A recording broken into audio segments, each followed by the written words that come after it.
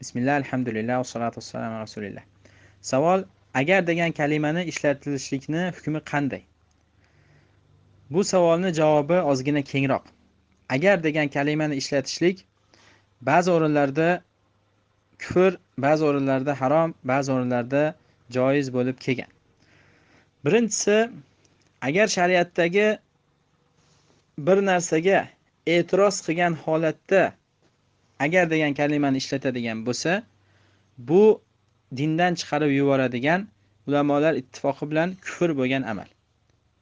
Masalan, agar Alloh hajni vojib qilmaganida yoki namozni farz qilmaganida yo bir hijobni agar hijob shariatda bo'lmaganida desa yoki agar shariatimizda zino qilishlik joiz bo'lganida yaxshi bo'lar edi desa, masalan, mana bu dindan chiqarib yuboradigan kufr bo'lgan amal. Chunki Alloh taolo Qur'onda sizni hokim qilmagunicha va sizni hukmingizga to'la bo'ysunib, to'la o'zini topshirmagunicha, qalbida bir tanglik topmasdan to'la mana shu hukmga bo'ysunmagunicha iymonlik bo'lishmaydi degan ma'noda Alloh taolo oyatda bayon qilgan. Ulamolar ijmosi bilan Alloh farz qilgan yoki Alloh harom qilgan narsalarga agar shu bo'lmaganida yaxshi bo'lar edi desa, bu kufr amal ekanligini ittifoq qilishgan. Ikkinchisi, agar degan kalimani ishlatilishlik bilan qadarga e'tiroz qilsa, taqdirda bo'lgan narsaga e'tiroz qiladigan bo'lsa, mana bu gunoh kabira bo'lgan, harom bo'lgan amallardan. Masalan, agar mana shu ish bo'lmaganida mana bu ish ham bo'lmas edi degan misolida gap gapiradigan bo'lsa, agar shu safarga bormaganimda shu musibat menga kelmas edi yoki agar shu ayolga uylanmaganimda shu musibat kelmas edi yoki agar shu o'qishga kirmaganimda mana shu narsalar bo'lmas edi desa, bu taqdirga e'tiroz qilgan bo'ladi, bu harom ish qilgan, gunoh kabira ish qilgan bo'ladi. Mana buni munofiqlar ham aytishgan. Alloh taolo oyatda Ali Imron surasining 168-oyatida munofiqlarning so'zini aytib, allazina qalu li ikhwanihim wa qa'adu law ata'una ma qutilu. Munofiqlar o'zlarini o'sha sheriklariga aytishdiki va o'zlariga o'xshagan jihoddan o'tirib olgan, jihodga chiqmagan sheriklariga aytishdiki, qachonki mu'minlar, musulmonlar bir yerda o'ldirilib shahid bo'lganlarida, agar bizga itoat qilib jangga chiqma deganimizda chiqmaganlarida o'ldirilmagan bo'lashardi deb bir-biriga kulimsirab aytgan gapini Alloh taolo mazammat qilib, mana bu munofiqlarning gapi deb aytdi. Ya'ni o'zlari ham jihodga chiqmagan, agar mu'minlar Allohning yo'lida shahid bo'ladigan bo'lsa, ha biz aytgan edik unga, chiqmagin degan edik. Agar chiqmasang mana shunda o'ldirilmasding deb agar degan kalimani ishlatilishliklarini nima dedi? Alloh taolo buni mazammat o'rnida olib keldi. Mana bu mazammatli o'rin ekanligiga va harom ekanligiga dalil bo'ladi. Yana o'rinlaridan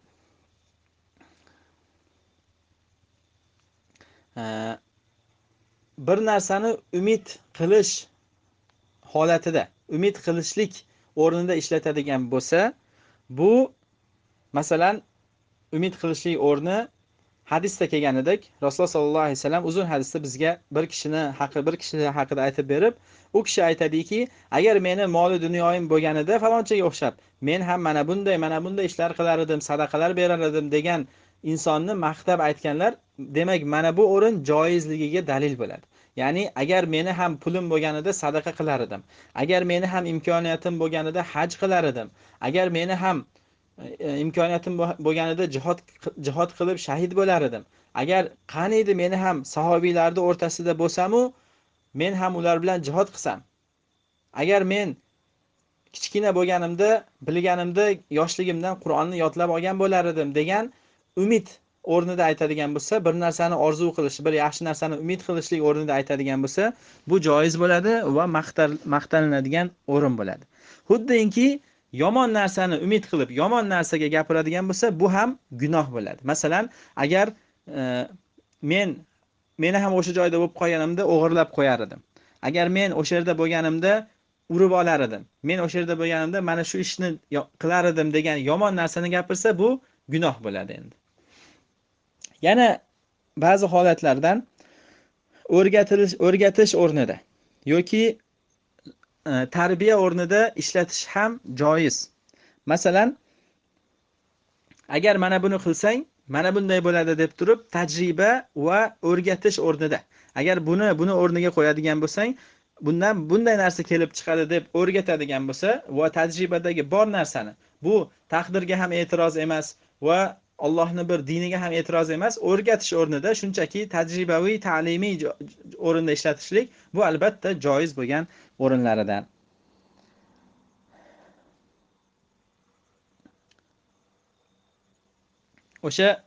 Shu misolga, shu o'ringa hamma misollar kirib ketadi.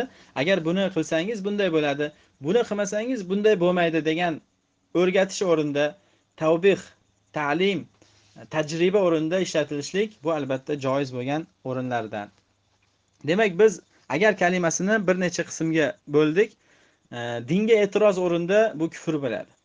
Qadarga e'tiroz qilib aytilingan paytda bu harom, gunoh kabira bo'ladi.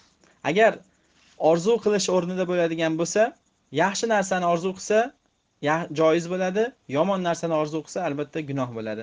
Tajriba, ta'lim, bir narsani tarbiya berishlik, o'rgatishlik o'rnida ishlatadigan bo'lsa, bu ham joiz bo'lgan o'rinlaridan, vallohu alam. Va agar degan so'zni ishlatishlik joiz emas bo'lgan o'rinlariga yana bitta hadisni dalil qilib olib kelamiz. Sahih Buxoriyda keladi. Abu Hurayra radhiyallohu anhu rivoyat qiladilar. Rasululloh sallallohu alayhi vasallam aytdilarki, sizga foyda olib keladigan narsaga haris bo'ling va Allohdan yordam so'rang va dangasalik qilmang.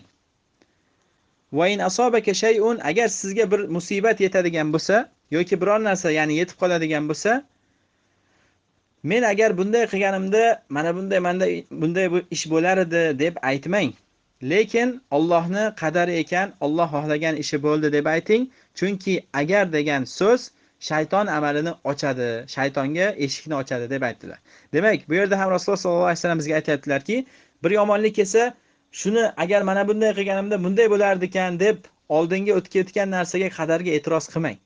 Siz bir narsani to'g'ri deb bilgan bo'lsangiz, sizga foyda keltiradigan narsaga haris bo'lingda, Allohdan yordam so'rab, dangasalik qilmasdan shu narsaga intilish uchun harakat qiling.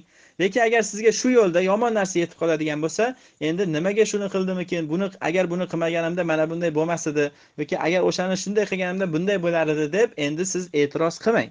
Balki Allohning xohlagani bo'ldi, Allohning qadari ekan deb shu narsaga iymon keltirib, nima qiling? Ishingizni davom ettirib ketavering. Chunki agar degan gap shayton amaliga eshik ochib beradi. Shaytonga sizni hadeb kelib vasvasa qilishligiga, yomon gumon qilishligingizga va e'tirozlarga bu bir sabab bo'lib qoladi deb Rasululloh sollallohu alayhi vasallam ham bizga bir narsani o'rgatib ketdilar. Shuning uchun taqdirga e'tiroz qiladigan o'rinda agar bunday qilmasam bunday bo'lmasdi ekan deb turib yoki boshqa inson agar sen shuni qilmaganingda shu ishni bo'lmasdi degan gapingiz bilan hech narsa o'zgarmaydi. Bu kelgan musibatni siz agar degan kalima bilan o'zgartira olmaysiz. Shuning uchun bir musibat keladigan bo'lsa, agar shu boshqalarni ham so'kib, agar sen shuni qilmaganingda bu ish bo'lmasdi deb turib, bekordan siz u bilan ham urushib, o'zingizni ham nimangizni bir kayfiyatingizni tushirmang. Balki shu narsa bo'ldi, endi bu narsa qadar ekan, Alloh tarafidan kelgan narsa ekan, shu narsani shundayligicha qabul qilib, endi mana shu narsadan chiqib ketish yo'lini, to'g'ri yechimni izlashlik kerak. Ammo agar qilsam bo'lar edi, qilmasam bo'lmas edi degan narsani aytishlik bilan bironta narsani o'zgartira olmaymiz, foyda ham olib kelmaymiz, zarar ham olib kelmaymiz, balki faqatgina Rasululloh sollallohu alayhi vasallamni qilmagin degan gapiga tushib, inson gunohkor bo'lib qoladi.